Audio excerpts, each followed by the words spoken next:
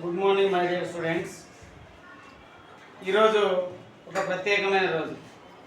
September 5 అనగానే మనకు గుర్తొచ్చే రోజు వచ్చి ఉపాధ్యాయ దినోత్సవం, టీచర్స్ డే. ఈ టీచర్స్ డే యొక్క ఇంపార్టెన్స్ ఏంటంటే డాక్టర్ సర్వేపల్లి రాధాకృష్ణన్ జయంతిని పురస్కరించుకొని ప్రతి సంవత్సరం సెప్టెంబర్ 5న వచ్చి గురు పూజోత్సవంగా జరుపుకుంటాం.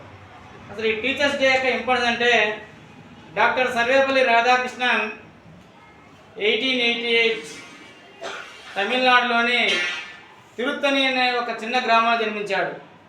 బాల్యం నుంచే ఇతనికి ఏదో ఒకటి సాధించాలనే తపన ఎక్కువ ఉన్నది. అలా చదువుకుంటూ భారతదేశానికి మొదటి ఉపరాష్ట్రపతిగాను, అదేవిధంగా భారతదేశానికి 2వ రాష్ట్రపతిగాను ఒక ఉపాధ్యాయుడు నియమించడం అనేది చాలా గర్వకారణమైన దినం. అదేవిధంగా భారతదేశానికి వన్నె తెచ్చిన గురువులలో ఆది గురువు డాక్టర్ సర్వేపల్లి రాధాకృష్ణన్.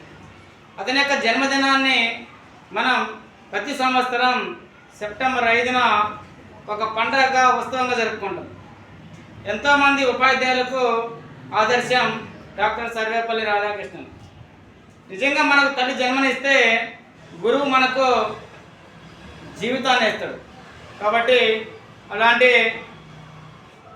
గురువులను గౌరవించవలసిన బాధ్యత ప్రతి ఒక్క విద్యార్థుల మీద ఉందనే విషయాన్ని మీరు గుర్తించాలి. డాక్టర్ అనేవాడు లేకపోతే వైద్యం లేదు, లాయర్ లేకపోతే న్యాయం లేదు, పోలీసు లేకపోతే భద్రత లేదు, ఇంజనీర్ లేకపోతే టెక్నాలజీ లేదు. నేను చెప్పిన పై అందరూ కూడా అక్కడ టీచర్ దగ్గర చదువుకున్న విద్యార్థులు. కాబట్టి టీచర్ అనేవాడు లేకపోతే లాయర్ లేడు, డాక్టర్ లేడు, ఇంజనీర్ లేడు, పోలీసు లేడు. కాబట్టి అలా మనం ప్రతి ఒక్క ఉపాధ్యాయుని కూడా మనం గౌరవించవలసిన రెస్పాన్సిబిలిటీ ప్రతి ఒక్కరి మీద ఉంది. మీకు చిన్నతనం నుంచి చదువు చెప్పిన ప్రతి ఒక్క ఉపాధ్యాయురాలను కూడా మనం చేతులు జోడించి నమస్కరించాలి. ఎందుకంటే మీరు పెట్టే నమస్కారంలోనే మీ యొక్క సంస్కారం ఇమిడి ఉందన్న విషయాన్ని గుర్తించాలి. కాబట్టి తల్లిని మించిన దైవం లేదు, తండ్రిని మించిన గురువు లేడు.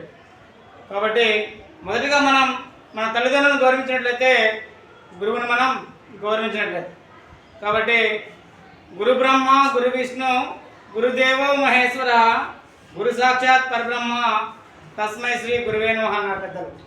కాబట్టి ఇలాంటి ఒక గొప్ప రోజును మనం చాలా ఘనంగా ఎంతోమంది విద్యార్థులకు ఆదర్శంగా మనం నిలబడాలంటే కష్టపడి కాకుండా ఇష్టపడి చదివి ఎంతో ఉన్నత స్థానాలకు మనం అధిరోహించాలంటే అది మనకు విద్యను బోధించే ఉపాధ్యాయుల మీద ఆధారపడింది. కాబట్టి తరగతి గదిలో చాలా క్రమశిక్షణతో మంచి హ్యూమన్ వాల్యూస్తో మనం తరగతి గదిలో కూర్చుంటే ఉపాధ్యాయుడు చెప్పే ప్రతి మాట మన జీవితాలను మార్చే విధంగా ఉంటుంది. కాబట్టి బాగా చదువుకొని ఇంకా ఉన్నతమైన స్థానానికి వెళ్ళాలి. అదేవిధంగా మన భారతదేశానికి మొదటి మహిళా ఉపాధ్యాయుడు వచ్చి సావిత్రిబాయి పూలే. ఇలా మన యొక్క భారతదేశానికి వన్నె తెచ్చిన ఎందరో గురువులు ఉన్నారు. అందులో ద మిసైల్ మ్యాన్ ఆఫ్ ఇండియాగా పేరు పొందిన డాక్టర్ ఏపీజే అబ్దుల్ కలాం కూడా ఒక గురువు అనే విషయాన్ని మీరు గుర్తించాలి. అదేవిధంగా మన దేశానికి ప్రధానమంత్రి అయిన డాక్టర్ మన్మోహన్ సింగ్ ఇతను కూడా ఒక గురువే. కాబట్టి ఎందరో గురువులు ఉన్నారు. ఆ గురువులందరికీ కూడా నా పాదాభివందనాలు తెలుసుకుంటూ సెలవు తీసుకుంటున్నాను.